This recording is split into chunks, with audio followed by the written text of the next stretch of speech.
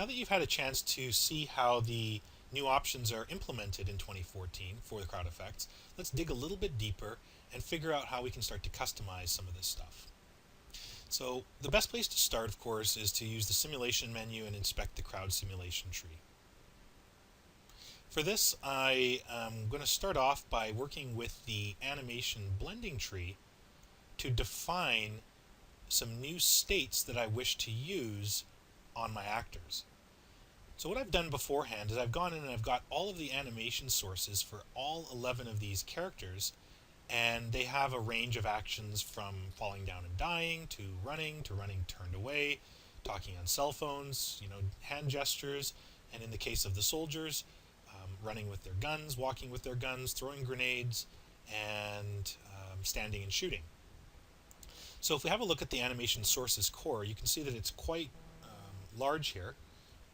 Each one of these green nodes, of course, represents a character, and on each one of these inputs, we have all of the relevant actions for a particular character. So you can see for the Marine character, we have a character standing and shooting, walking, aiming down the sights, running and aiming down the sights, standing on guard, and throwing a grenade. And for the pedestrian characters, we have something similar. Let's just open up this get data node.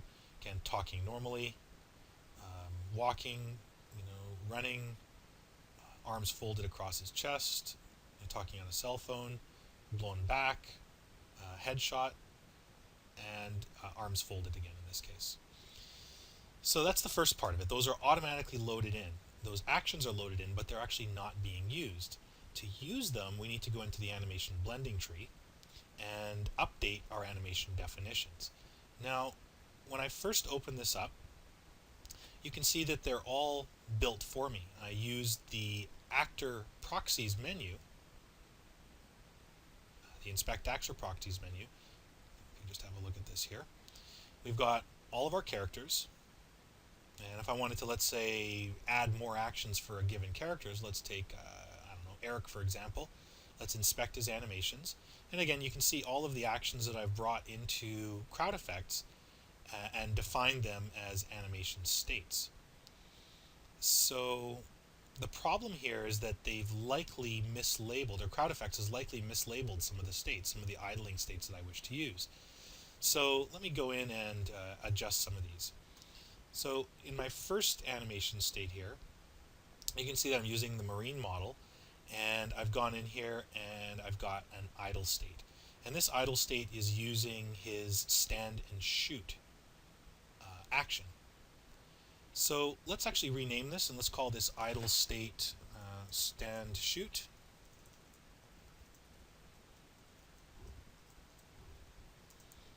So that it references the stand and shoot action. Now, of course, what I can do here is copy and paste them and make some changes. So if I look at his move animation state, here you can see that his move state is a mixture of walking and running while aiming down the sights. Whereas if I look here in the next animation state, I'm again defining the Eric model, his animation idle state, and which action source to reference. So it's a good idea, with idle states at least, in this current incarnation, to give the state name a similar name to the idle that you're working with. So basically each idle action should have its own state. So if I call this idle state talking normal, so we'll call it idle state talking.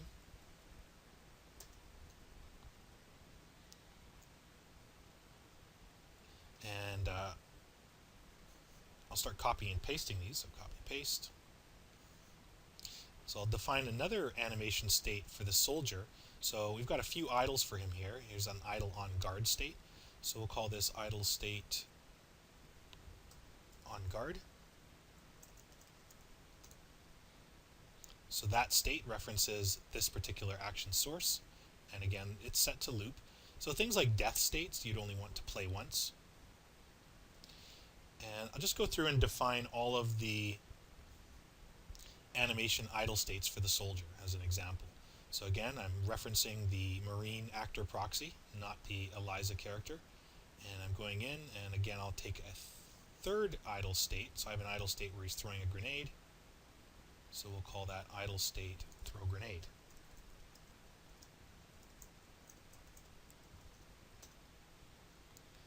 Okay, so I'll do that. And I'll also come in and define, let's see here. So I've already got his two movement states defined, walking and running, and that's fine for that particular character. Now the easiest way, because if you look here, they're all plugged into one gigantic execute node, and all this graph can get a little bit confusing after a while. So what I usually like to do would be to just use an execute node, and I'll execute the different idle states for this character. So I might need to do a little bit of rearranging here, so I'll take that state, and I'll also take this state as well. I'll plug that in here.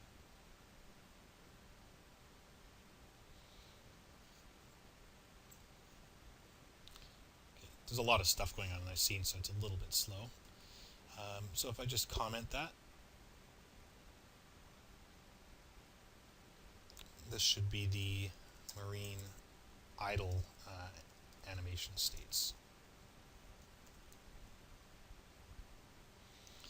Okay, I'll also put the define move state into a separate execute node as well. So I'll bring that in, and we'll take this and plug it here, and we'll call that the marine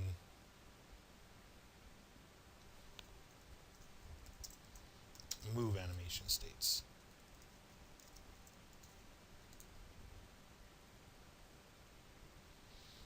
Okay, so that defines all of the actions for my marine character that I want to bring into CrowdFX. So I'll just cobble these guys together. I'll put one here and put one there.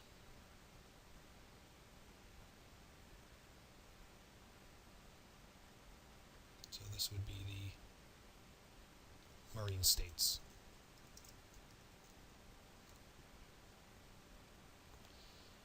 Alright, so I'll do one more character here just so you can see how varied it can get. I know that these two states here reference my first Eric character. So this is the Eric model with the jeans and the leather jacket. These are his idle states. And this is his move state. So let's update those. It's his idle states I'm mostly interested in. So let's copy paste. And you can see that in this case, I've got a couple of states for him being kind of blown back here, death states. So let's use death blown back, so I'll call that idle death blown back state. That's not how you spell blown.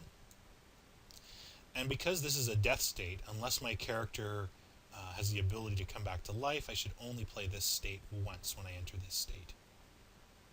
Okay, so that's good there. Let's copy and paste again. And let's reference the headshot. So again, if I look into the available actions, I have a headshot preset, death by a headshot. So we'll call this idle death headshot state. And again, that should only play once. So those are his two death states, and I'll also copy paste that twice. Make sure I take into account his normal idle states. He's talking on his cell phone and his gesturing around. So let's see, there's his idle state talking, so that's already set up. There's the headshot, blown back. So let's say this one is our talking state. We'll use this one as our, this is idle state on phone.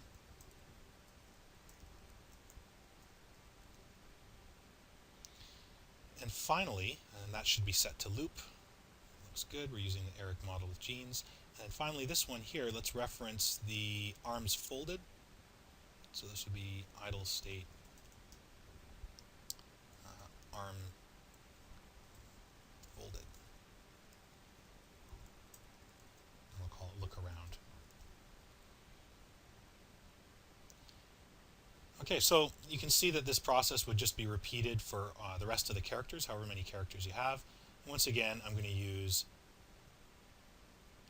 these various executes to help organize my animation states. So I'll plug that one in, and I'll plug this one in. And so these are my idle states.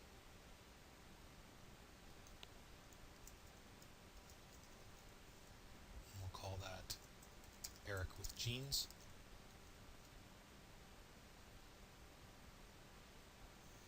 And no, this isn't U to Vierge or Termin. We'll plug these in. These are our death states.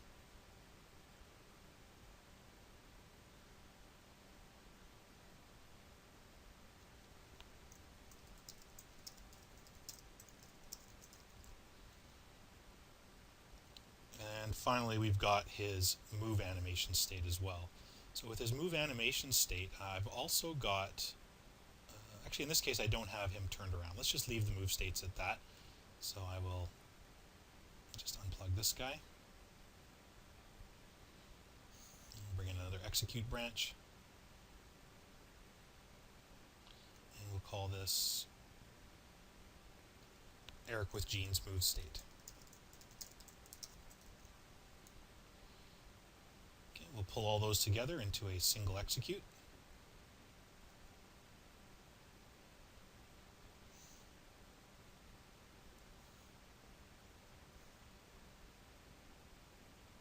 Here, here, and here. And we'll call this execute node the Eric with genes states. Eric with genes animation states. Okay, so that's how you would begin to define the animation states per character or per actor.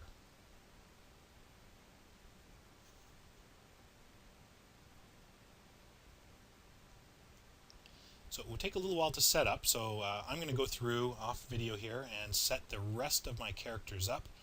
And when I come back, let's look at how we can make a few alterations to these defined animation states, whether move or idle.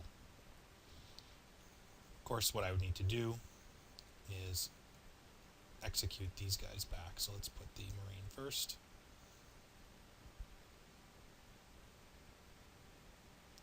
And then let's put Eric with genes second. I'll just move them over like so. Okay, so that's how animation states can be set up. They're very easy to set up, and of course they allow you to bring in any kind of animation that you can think of, not only relegated to bipeds. So this is a new node as part of the animation blending tree, as part of Softimage 2014.